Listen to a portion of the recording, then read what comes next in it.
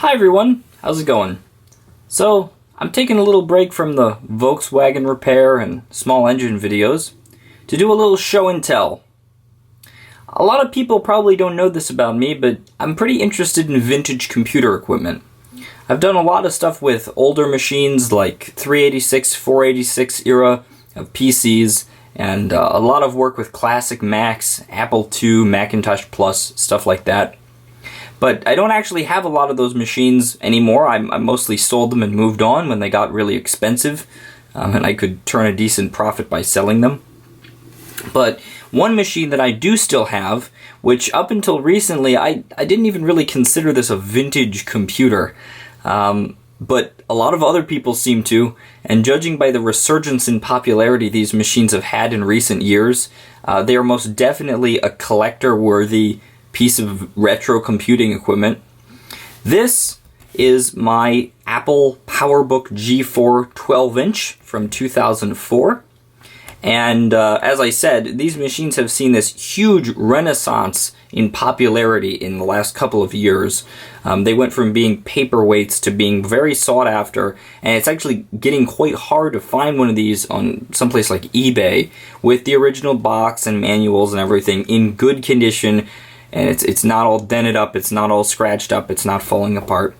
But this one is not, and that's why I wanted to make a video of it, because it's getting pretty uncommon to see one in a condition like this. So I purchased this PowerBook G4 in 2015. I had another one before that, that I think I got given in about 2010-ish. And fun fact, I actually made a lot of the original videos on this channel with one of these machines using, I think it was iMovie HD or possibly Final Cut Express. I was still shooting with a mini DV camera, so I used one of those programs to import the footage off of the mini DV camera into Final Cut or into iMovie, and then upload it to YouTube, which was a pretty novel concept when I started doing it. But I'll go ahead and take you on a little tour of this machine and just look at the aesthetics of it. One of the reasons people love these things so much is they love this design language that Apple was doing at the time before they went to the Unibody, where they had this brushed aluminum or anodized aluminum with the sort of gray plastic bezels on it and everything like that. As I said, this is what's called the pre-Unibody design. It's sort of built using sheets of pressed aluminum, which are then connected together using these little L brackets and Phillips head screws. It's certainly a nice looking machine. It is not nearly as durable as the Unibody machines. If you drop one of these computers, they are destroyed. If you get a hard hit on the corner, the entire chassis of the machine just completely distorts, and then the lid won't close, the CD drive doesn't work, the battery won't stay in. As a matter of fact, that's what happened to my previous model. It fell off of a table, and it got hit like right here. And although the dent in the corner was really not that bad, the battery no longer would stay in because the whole case had sort of gone from being a square like this to being like a parallelogram, you know, like that. And so a lot of other problems occurred, like the keyboard keys would get stuck and things like that. So this design, while it was very aesthetically pleasing, not the most robust. But anyway, I'll go ahead and give you a little overview of it. Looking at the machine from the front, you can see, if my camera would like to focus in here, there we go, thank you very much. We've got this, as I said, just nice sort of anodized aluminum slab with the plastic bezels around here. We've also got this little chrome latch. You press this in to open the display. It's also got a little indicator LED here, which denotes if the computer's in sleep mode or not. If it is sleeping, this LED will sort of breathe white. Moving over to the left-hand side, this is where pretty much all of the ports on the computer are. You've got your power connector. This is Apple's pre-MagSafe connector design. It kind of looks like an old school like analog video connector, except if you look closely, you can see it's actually got what looks like a 3.5mm headphone jack inside it. It's a strange design. Again, fairly robust, but that could be an Achilles heel of these. It was pretty easy to pull them off tables and things like that with this plug. Although it is very nice looking with the little glowing LED ring around there when you plug it in like that. Moving on, they've got a RJ11 modem, RJ45, I believe 10100 Ethernet port, Firewire 400, two USB 1.0s, I think. I don't think this machine had USB 2.0. A mini VGA connector, an audio in, line level or microphone, and then an audio out, which was also optical audio out. You could get a special adapter that converted the 3.5mm headphone jack into, what do they call that, SPDIF, optical audio output. Finishing that up, we've got a Kensington lock over here. Hold on, I'm gonna go, like, kill whoever's texting me. Okay, the texter has been dealt with. People from Craigslist messaging me about something I have for sale. Anyway, moving on, we'll go over to the other side of the laptop where there is absolutely nothing except the CD drive, and you can see the outline here of the battery. On the bottom, we've got the battery with a little push button indicator, which will tell us how much battery life we've got, and the classic Apple put the coin in and turn little sort of lock thing to open up the battery. I don't know what you'd call that. I guess just a lock. Please don't fall. And underneath here is your RAM. I believe this machine has 1.5 gig of RAM. Going around to the back of the device, we've got the cooling vent underneath the hinge and a pair of stereo speakers, which sound like ass. The speakers of this machine were not its strong suit. Alright, I just repositioned the camera because the angle at which I was trying to show the inside of the laptop just didn't work. So, how to open up the machine, you press the little chrome latch here. The display sort of raises up by a millimeter or two, and then you can just open the machine right up like this, and we're greeted with probably the best part of the device, and that is the keyboard and the trackpad, and just the user interface of the machine. One thing that people really like about this computer, and I'm in agreement with them, is the really nice edge-to-edge keyboard. It's not actually aluminum, although it looks to be aluminum. It's sort of some kind of vacuum metallized plastic, but it's very, very nice to type on. There's lots of key travel, and the detent at the bottom of where the key goes down has got a really nice bump to it. It feels really good to type on. Likewise, the trackpad, although multi-touch support, kind of flaky. Some of them were more multi-touch compatible than others. You can download programs that aid in the multi-touch functionality, stuff like Better Touch Tool. But for all intents and purposes, this is a one-finger trackpad. But a very nice one-finger trackpad at that. It is a glass. And then, of course, the 12-inch LCD display. It's decent. It's not that bright. It's got a CCFL backlight in it. It's not hideously high resolution, but it is decently high resolution. I'll take this moment to talk about the specs of this particular computer. This one is a 2004 model. It has a 1.5 gigahertz single-core PowerPC G4 processor in it. This is not an Intel CPU. That is a Motorola PowerPC-based machine. It's got 1.5 gig of RAM, and I think it has 150 gig hard drive in it, whatever the biggest one you could get from the factory was. When I purchased this machine in 2015, I made sure that I got the maximum spec one. It's also got an NVIDIA, I believe it's like a Go 5200 graphics card, 64 megabytes of VRAM. Nothing particularly impressive, especially not by today's standards, but at the time period this machine was a powerhouse. I went ahead and zoomed in on the display. Hopefully you can see that well. I'm going to go ahead and fire the computer up here. Get to hear that boot chime. And it should boot up into macOS 10.4.11 pretty quickly.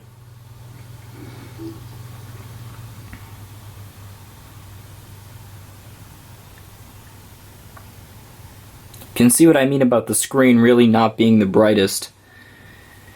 The screen also suffers from a lot of off-axis distortion. If you look at the screen from the side or from a strange angle of tilt, all of the colors get all washed out and it looks really bad. But from head on, it's not a bad looking panel. Okay, I've repositioned the camera, so you hopefully shouldn't get too much flickering from the screen. And I've also gone and gotten a mouse so that I don't have to stick my hands directly in front of the camera in order to control the computer. I figured I'd start by taking you on a little tour of macOS 10.4 Tiger. I did have macOS 10.5 Leopard running on this machine for years, but I recently downgraded to 10.4 Tiger, first to try to run some software that seemed to have some compatibility issues with 10.5, and then I kind of left it alone because I don't use this computer that much anymore, and 10.4 is what it came with, and so it's a nice blast from the past. Now, if you're familiar with macOS of any generation, even the most modern one, you'd probably be right at home using this computer. macOS functionally hasn't changed that much over the years. You know, you've got the file menu up at the top, the Apple menu here, everything like that. Of course, your file options and your edit options and your window view controls and everything like that. And then at the bottom of the display, you've got your dock, and the dock is the dock. It's where you put your most frequently used applications. So I'll go ahead and show you a couple things on this computer. I don't have a lot of games or anything like that installed. I mostly use this computer for some productivity stuff that I can't do on my main computer. But yeah, it was to reference what I said earlier. It was Final Cut Express that I used to edit the old videos on this machine. Final Cut Express was quite a good piece of software, actually, especially for the time. It was yards better than anything you could do on Windows PCs, especially with like Windows Movie Maker and things like that. Windows Movie Maker was a dog back when this machine was current. So being able to do something like this was astounding. And I think this could do up to maybe 480p, something similar to that, standard definition. But it was pretty snappy at doing it. Another piece of software that I used a lot, especially when I used this computer more regularly, was Google Sketchup 7. Now, I'm sure everybody knows about Sketchup, and they probably think, well, Sketchup is that horrible garbage web thing that people only use if they can't afford to buy Fusion 360.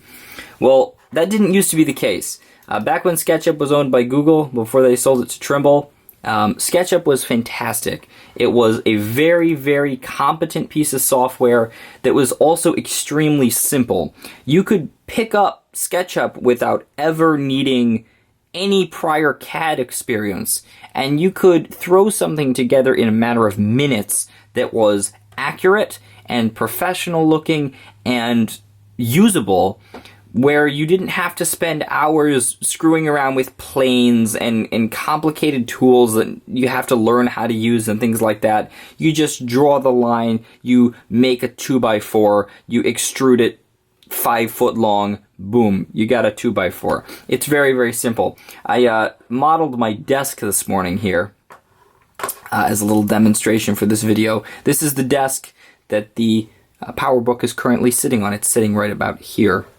But I used to use SketchUp so much when I was a little kid because it was free and it was really cool. And so what I would do is I would go and find some kind of object. Didn't really matter what it was, but I'd go find an object and I'd get out a tape measure or a little machinist ruler like this, and I would measure the entire thing, and then I would try to make it in SketchUp. And I was not always successful, but it was a really fun thing for, like, I was like 9 years old, 10 years old at the time. And I did that a lot. Now, arguably one of the biggest reasons I've actually kept this computer around and keep it in such good condition is because I use this machine on at least a bi-weekly, if not weekly basis for running one application. That application is Corel Draw 11. Now, for those of you who are unfamiliar with Corel Draw is a vector graphics software like Adobe Illustrator or Inkscape. But unlike Adobe Illustrator, it's not complicated and convoluted, and unlike Inkscape, it's not an absolute dumpster fire to use. It's a very, very well thought out, very straightforward, no-nonsense piece of software. And I do a lot of work with vinyl cutters and laser cutters, and a friend of mine just bought a CNC plasma table. And all of those machines use vector graphics image files as templates. So they use, you know, things like SVGs and CDRs and DXF files and things like that. And there's a lot of different programs you can use to create and edit them. But my preferred one is Corel Draw. And the new version of Corel Draw is quite expensive. I think it's like $500. So I use an old one. So go ahead and fire that up here, and I've got some examples in Corel Draw of things that I've done with it. I've also done a lot of like actual graphic stuff with Corel Draw, creating posters and business cards and, you know, flyers and website backgrounds and all kind of stuff. Let's just open up this thing that I was working on a couple of days ago. This is going to be a piece of metal. This is actually going to be cut out on the CNC plasma table. We're going to do a whole bunch of them, like a fence. So I found an image online that I thought was kind of cool, and I modified it into this. Which looks alright. I also did, let's see if I can find the mechanics thing. A friend of mine wanted me to cut something out for him on the vinyl cutter, and I think I still have it on here. Yeah, mechanic.dxf.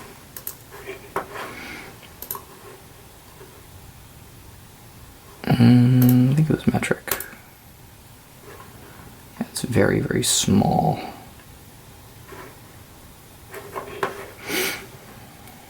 But I blew it up much later when I had it on the vinyl cutter.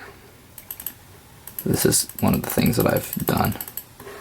So you see, this is all vector graphics, it's all line work, everything like that. I can adjust all of the points on it or whatever if I want to.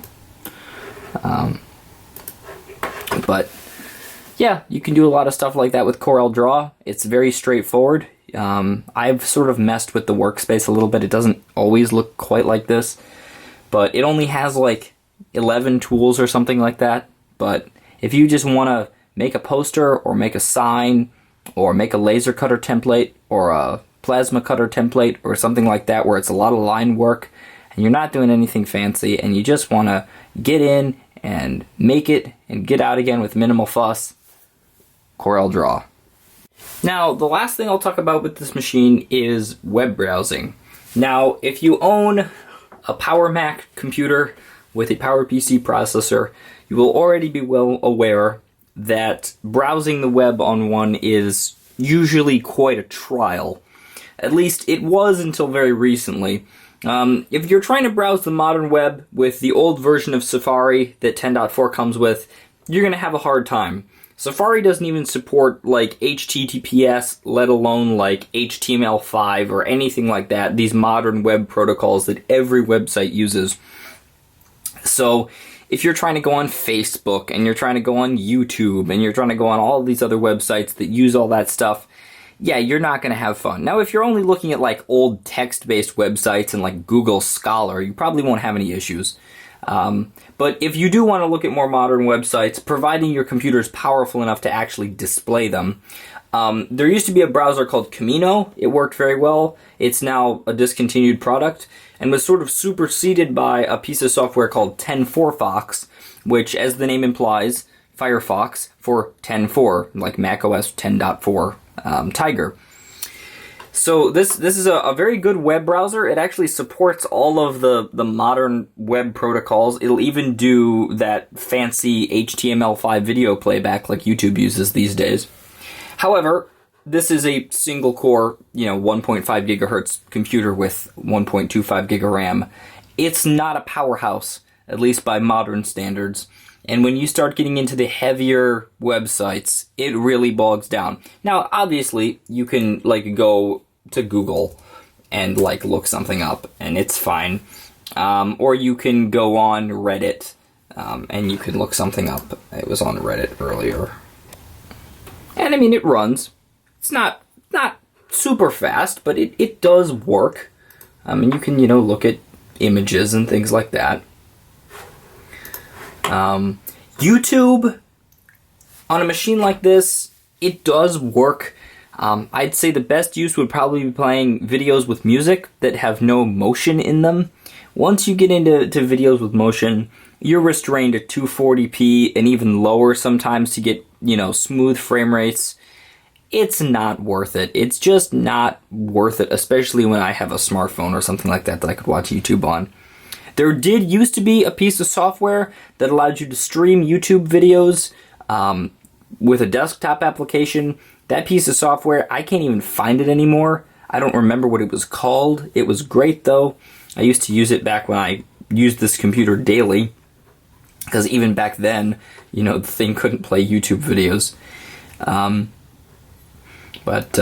It's fine to go and use on Reddit or use on any sort of website that doesn't use a lot of heavy HTML or heavy, I don't know, things like WordPress that uses a lot of CSS and stuff like that.